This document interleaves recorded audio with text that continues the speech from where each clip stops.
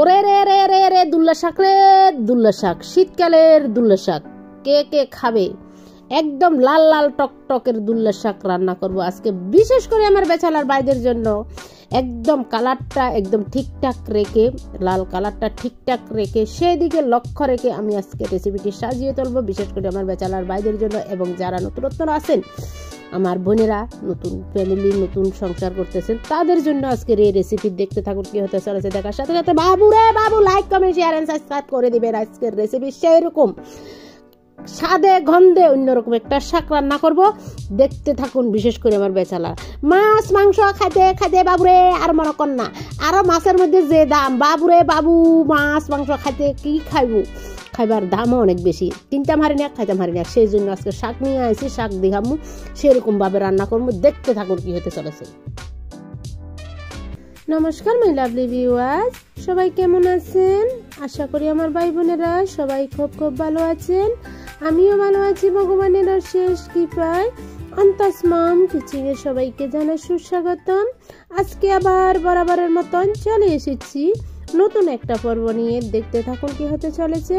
দেখার সাথে সাথে প্লিজ একটা লাইক করে দেবেন, সুন্দর একটা কমেন্ট করে দেবেন, যদি ভালো লেগে যায় প্লিজ প্লিজ একটু শেয়ার করে দেবেন। কথা বাড়াবো না, দেখতে থাকুন কি হতে চলেছে। রেসিপি করতে সবাই জানে, কিন্তু আমি কিভাবে করি সেটাই দেখার বিষয়, সেটাই দেখে নেবেন, প্লিজ উপভোগ করুন। এটার আগে বলে রাখি, যারা আমার চ্যানেলে নতুন এসেছেন প্লিজ আমার চ্যানেলটা সাবস্ক্রাইব করে দেবেন, পাশে থাকা বেল আইকনটি টিপে দেবেন। এগুলা কি শাক সবাই বুঝে গিয়েছেন, এগুলা দেখতে পাচ্ছেন অনেকে লাল শাক, সবাই বুঝতে পারছি এগুলা লাল শাক। সত্যি তো লাল শাক। লাল শাকের মধ্যে দুইটা কথা আছে, একটা হয়েছে বড় সাইজের মোটা মোটা লাল শাক হয় সেগুলা, এগুলা হয়েছে ছোট ছোট শাক, অতিরিক্ত বড় হয় না, মোটা হয় না, এগুলা এইভাবে এতটুকুই থাকে। এগুলা হয়েছে দুল্লার শাক। লাল শাকের মধ্যে দুই প্রজাতির শাক আছে, এগুলা হয়েছে দুল্লার শাক।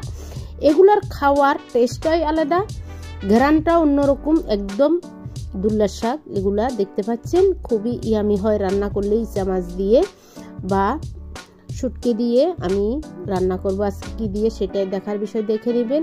একেবারে ধুয়ে পরিষ্কার করে নিয়ে নেব, আর দেখাবো না, শুধু শাকগুলা কি শাক সেগুলো আপনাদেরকে দেখালাম।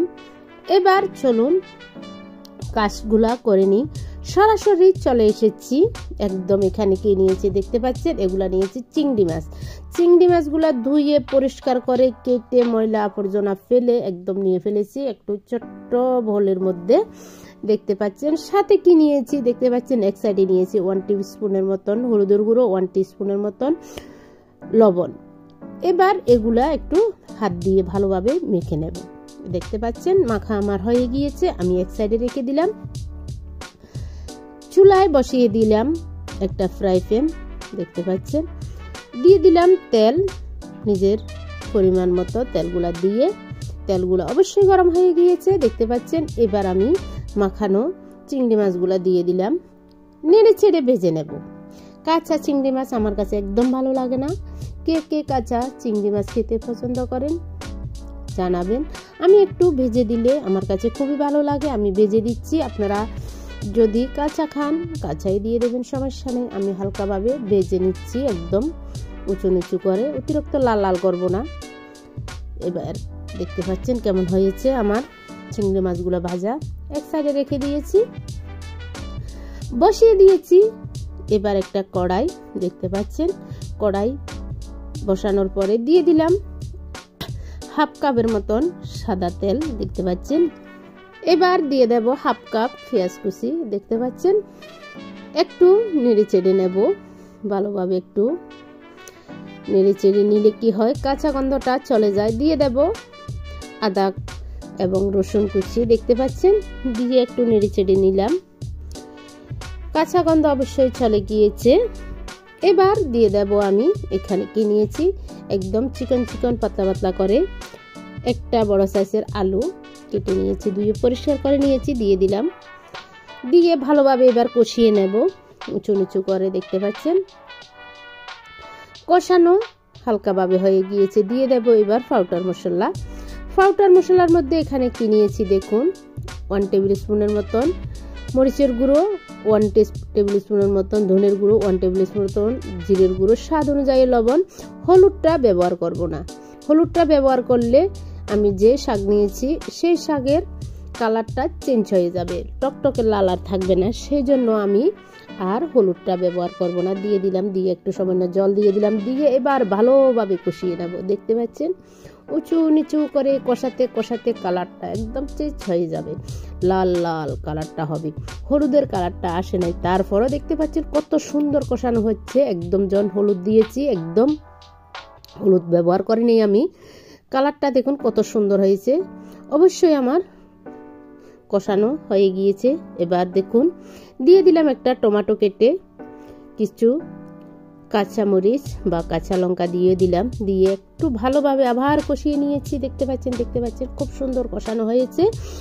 এবার দিয়ে দেব আমি সেই শাক, আগের যে শাকগুলা দেখিয়েছি কেটে ধুয়ে পরিষ্কার করে এক সাইডে রেখে দিয়েছিলাম, এখন দিয়ে দেব সেই শাকগুলা। দেখতে পাচ্ছেন কত সুন্দর।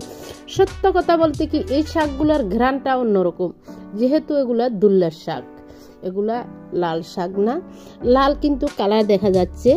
লাল শাকের মধ্যে 2 প্রজাতির শাক আছে, সেই শাকের মধ্যে যেটা একদম অরিজিনাল শাক সেটাই দুল্লার শাক। কথা বলতে বলতে দিয়ে দিয়েছি, দিয়ে নেড়ে চেড়ে বাবারে বাবা উঁচু নিচু করে একদম কষিয়ে নেব। দেখতে পাচ্ছেন কত সুন্দরভাবে উঁচু নিচু করে আমি মিক্স করে ফেলেছি।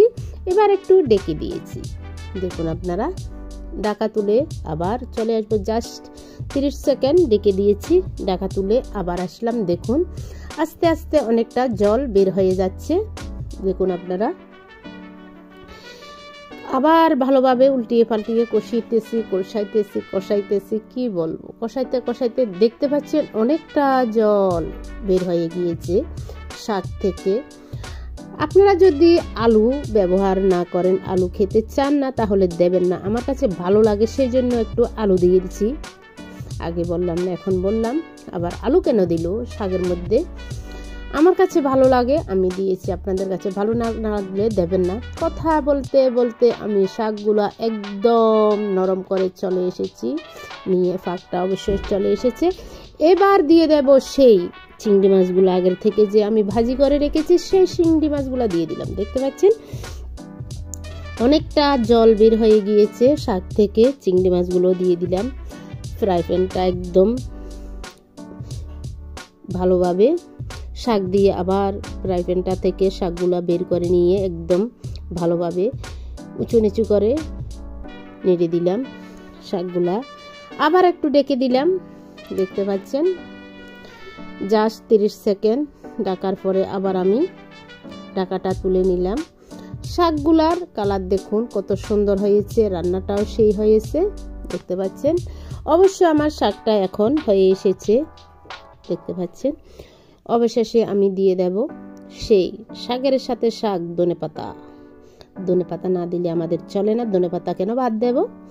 এই শীতের মধ্যে এই শাকগুলোর মধ্যে ধনেপাতা না দিলে চলবে না। যেহেতু চিংড়ি মাছ দিয়েছি, ধনেপাতা চড়িয়ে দিয়েছি, একদম মাখা মাখা ঝোল হয়েছে। খেতে আর কি, খেতে তো অসাধারণ লাগবে। দুপুর বেলায় গরম গরম ভাতের সাথে একদম জমে যাবে। লাল লাল টকটকের লাল লাল ঝোল, দুল্লা শাকের চিংড়ি মাছের ঝোল, সেই স্বাদ। বাবারে বাবা, কি বলবো। ফাইনাল লুকটা দেখুন, বাবারে বাবা, লালকে লাল, সাজে লাল, বাদ দিয়ে লাল লাল ঝোল চলবে কিন্তু আজকে। অবশেষে আমার একদম রেসিপিটি রেডি হয়ে গিয়েছে, দেখুন সেই রকম হয়েছে। আপনাদের কাছে কেমন লাগলে আমাকে জানিয়ে দেবেন। যদি ভালো লেগে যায় আমার ভিডিওর কোনো অংশে, কোনো একটা ভিডিও, প্লিজ আমার ভিডিওগুলা like comment share and subscribe করে দেবেন। যদি ভালো লেগে যায় প্লিজ আপনাদের কাছে অনুরোধ। আজকের মতন আজকের রেসিপি এখানে সমাপ্ত করলাম। আবার একটা নতুন ভিডিও নিয়ে চলে আসবো। ততক্ষণ পর্যন্ত সবাই ভালো থাকবেন, সুস্থ থাকবেন। সবাইকে জানাই টাটা, বাই বাই, নমস্কার, জয় দিন।